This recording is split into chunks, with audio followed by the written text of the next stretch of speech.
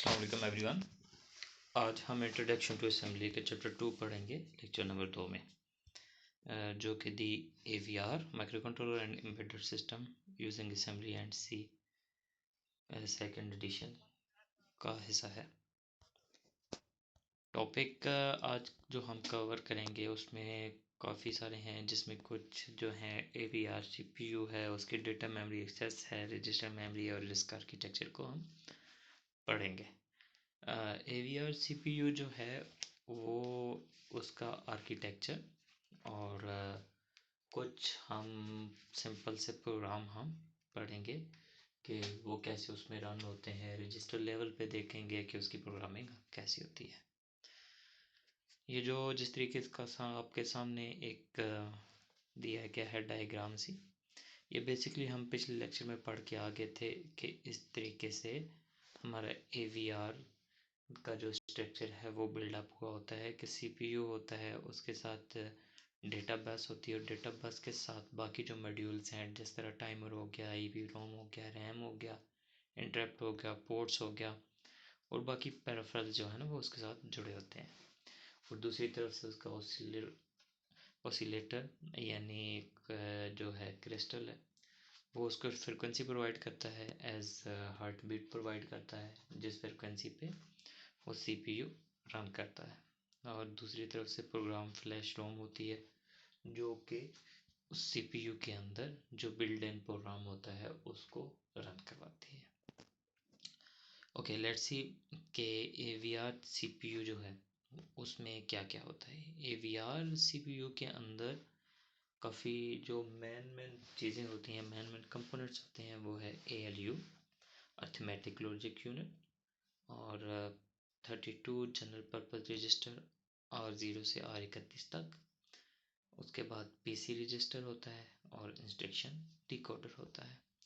आपको यहाँ पे दिखा भी दें कि ये रेड कलर में यहाँ से लेके यहाँ तक ये है आपके रजिस्टर हैं, जो कि जनरल पर्पस रजिस्टर हैं, किसी भी चीज़ के लिए यूज़ हो सकते हैं, इनपुट आउटपुट किसी भी वैल्यू को सेव कराने के लिए, कुछ और के लिए। अर्थमेटिक लॉजिक यूनिट है, जैसे आपको पता है कि ये जितने भी अर्थमेटिक काम होते हैं वो सारे ये संभालेगा।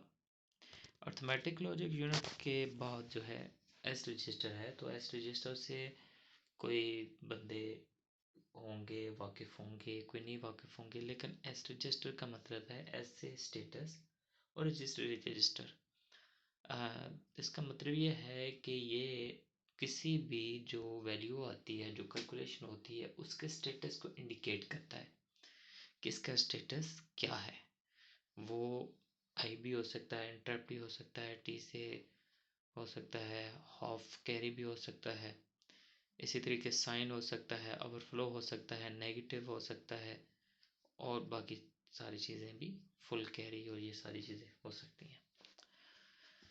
ओके, जो इंस्ट्रक्शन डिकोडर है वो जो भी इंस्ट्रक्शन आ रही होती है उसको डिकोड करता है। डिकोड करने के बाद वो बाकी काम प्रोसीड करवाता है। सबसे पहले सिंपल जो इंस्ट्रक्शंस हैं उसको हम पढ़ेंगे कि AVR के अंदर असेंबली लैंग्वेज के को यूज़ करते हुए हम कुछ जो हैं वो कैसी इंस्ट्रक्शन उसको दे सकते हैं और कौन कौन सी चीज़ें यूज़ होती हैं। सबसे पहले हमारे पास एक इंस्ट्रक्शन है, एक कमांड है LDI की। LDI मीन लोड इमीडिएट, कि जो भी डेटा है, चाहे वो किसी रजिस्टर से लेना है, चाहे किसी IO से लेना है, या जो भी करना है, चाहे रजिस्टर के अंदर, मतलब कि रजिस्टर के अंदर कोई भी चीज़ डेटा जो है वो लोड करना है, उसके अंदर रखना है, उसके लिए हम LDI की कमांड यूज़ करते हैं। Okay, LDI RD K। Okay, RD is equal to K, that's mean LDI का मतलब है कि load data immediate, load immediate. RD का मतलब है कि कौन सा रजिस्टर जो कि D सीरीज़ के अंदर पड़ा हो उसमें क्या लोड कर दो, K कर दो। और अगर इसको हाई लैंग्वेज में ये देखा जाए तो इसका मतलब है कि RD is equal to K, मतलब कि हम RD रजिस्टर को K की वैल्यू असाइन कर रहे हैं, उसके अंदर K की वैल्यू स्टोर करवा रहे हैं। नीचे कुछ एग्जांपल कोड है, जिस तरीके से LDI मतलब कि लोड इमीडिएट R16 के 16 नंबर पे 16वीं लोकेशन पे जो कि रजिस्टर है यहाँ पे, उसके अंदर आप 53 नंबर को लोड करवा दो। ठीक, उसके बाद है LDI R19 $27। ओके, अच्छा R19 है और $27 है कि मतलब कि LDI का तो वही मतलब है लोड इमीडिएट, R19 का मतलब है कि 19 नंबर रजिस्टर के अंदर, $27 का मतलब है कि 27 की वैल्यू उसके अंदर स्टोर करवा दें। आगे जो है 0x27 है, इसका मतलब है कि ये हेक्स में उसको वैल्यू प्रोवाइड की गई है और कुछ नहीं।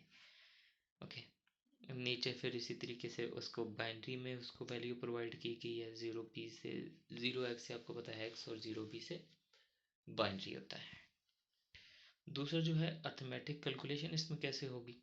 सबसे पहले हमने ये चीज़ देख ली कि कोई भी रजिस्टर है, ये AVR के CPU के अंदर कोई भी रजिस्टर है, उसमें हमने कोई भी वैल्यू लोड करनी है, कोई उसको वैल्यू देनी है, कोई इनिशियलाइज करना है, तो उसके लिए हम LDI की कमांड यूज़ करते हैं। उसके बाद नेक्स्ट ये है कि हमने वैल्यूज़ तो दे दी, 1 दे दी, 2 दे दी, उसके बाद हमने उसे करवाना है, प्लस करवाना है, माइनस करवाना है, कुछ मल्टीप्लिकेशन, कुछ भी अर्थमेटिक्स के जो फंक्शन है वो हमने परफॉर्म करवाने हैं, जो कि काम करता है ALU। लेकिन ALU को भी कुछ कमांड देनी पड़ती है कि ताकि वो ये काम कर सके। तो उस सूरत हाल में हम ये करते हैं कि ऐड, सिंपल जब ऐड लिखेंगे ADD ऐड, तो दैट्स मीन वो प्लस का काम करेगा। जो भी दो नंबर दिए हुए हैं उन दो के दरमियान में वो प्लस करवा देगा। आगे है इसी तरीके से सब्ट्रैक्टर है, सब SUB लिखेंगे वो सब्ट्रैक्ट कराएगा।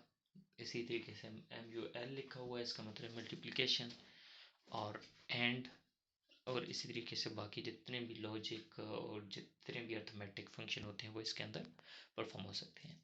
सबसे पहले हम प्लस का साइन देखते हैं, उसमें ऐड लिखेंगे RD और RS।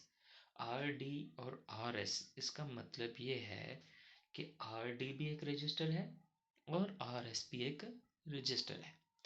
तो क्या करो कि ऐड कर दो RD रजिस्टर के अंदर जो भी चीज़ पड़ी है उसको किस में, RS में, और ये दोबारा जो उसकी वैल्यू, जो उसका आंसर होता है वो आपको पता होना चाहिए, वो स्टोर उसी रजिस्टर में होता है जो रजिस्टर आपने पहले दिया होता है। जिसमें इस तरीके से हमने इसमें ऐड के बाद RD लिखा है, तो ये वैल्यू जो सेव होगी वो RD में होगी। अगर हम RS पहले लिखते हैं RD बाद लिखते हैं, तो जो वैल्यू कंप्यूटेशन के बाद मिलती, कंप्यूटेशन के बाद वो RS में स्टोर होती। इसी तरीके से आपको नीचे एग्जांपल दी गई है ऐड R25 एंड R9। तो क्या होगा कि R25 में जो वैल्यू पड़ी उसको R9 में प्लस करेगा और स्टोर भी R25 में ही करेगा।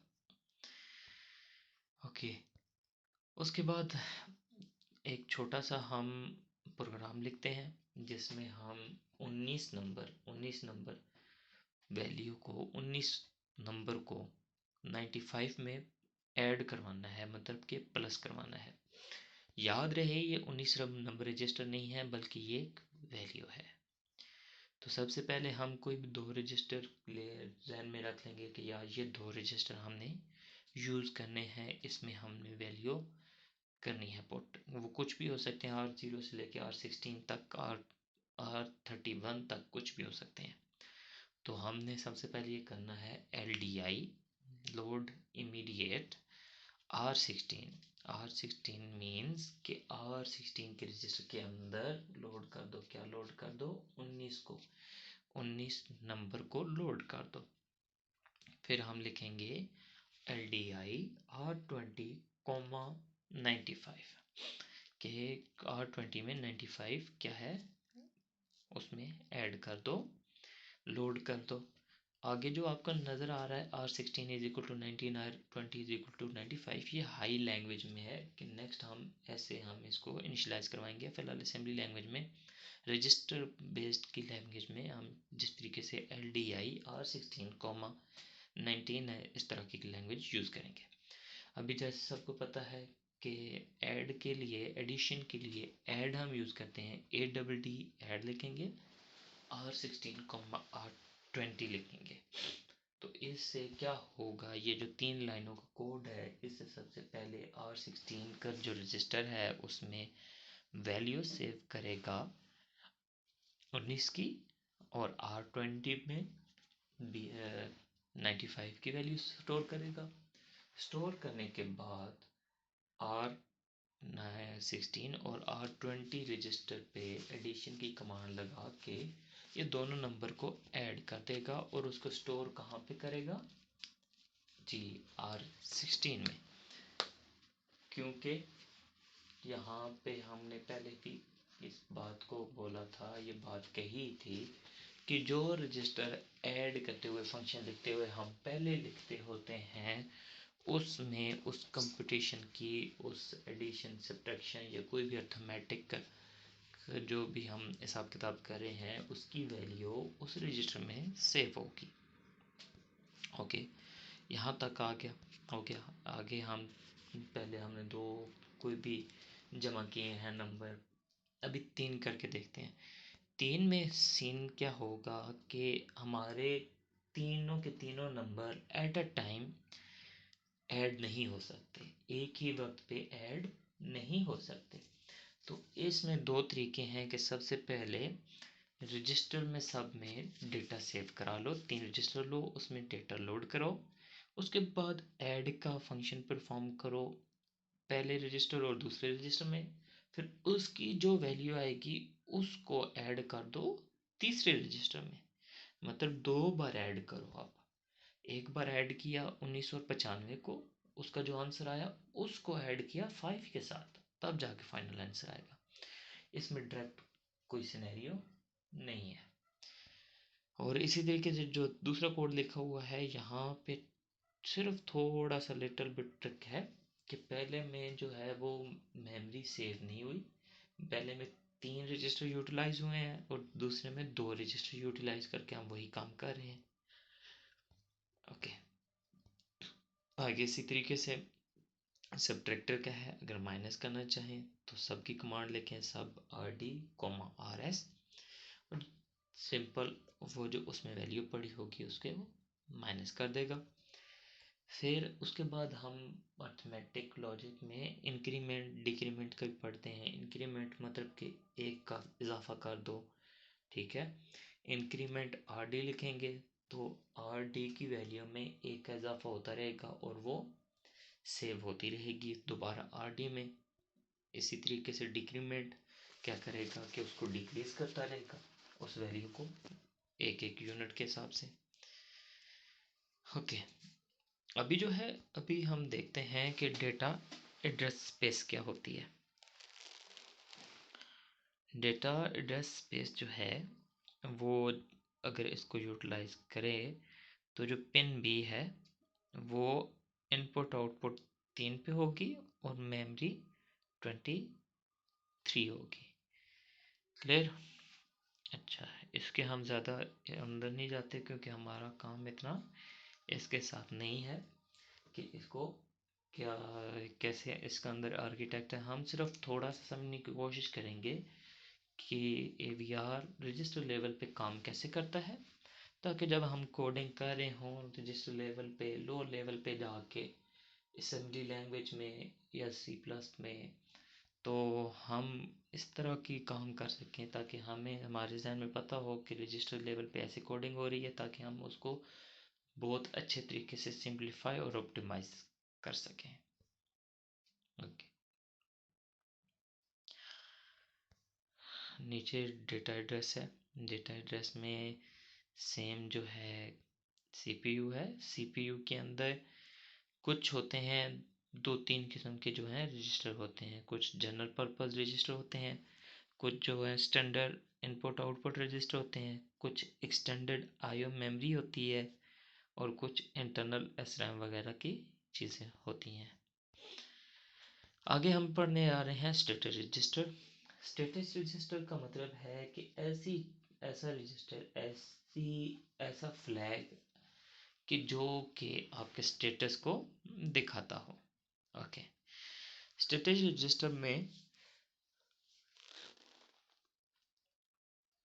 8 किस्म के ये फ्लैग्स हैं जो कि स्टेटस के तौर पे शो होते हैं, जिसमें आई से इंटरप्ट, टी से टेम्परेरी, एच से हाफ कैरी, एस से साइन, वी से ओवरफ्लो, एन से नेगेटिव, जेड से ज़ीरो और सी से कैरी। ये फ्लैग हैं जिनके साथ काम करते हुए ALU को समझ आ जाती है, यार मेरे पास किस किस्म की वैल्यू आई है और मैंने आगे फर्दर इसका कैसे डिसीजन लेना है, कैसे कैलकुलेशन करनी है। इसको हम फर्दर आगे भी पढ़ेंगे। और उससे पहले ये हम देख लेते हैं कुछ AVR ब्रांचेस है। Jump instruction using flag bits है, फ्लैग बिट्स को हम यूज़ करते हुए ना कुछ AVR की ब्रांचेस में हम जंप कर सकते हैं। जिस तरह BRLO है, अगर कैरी 1 आ जाए तो BRLO 1 की ब्रांच में हम जंप कर सकते हैं।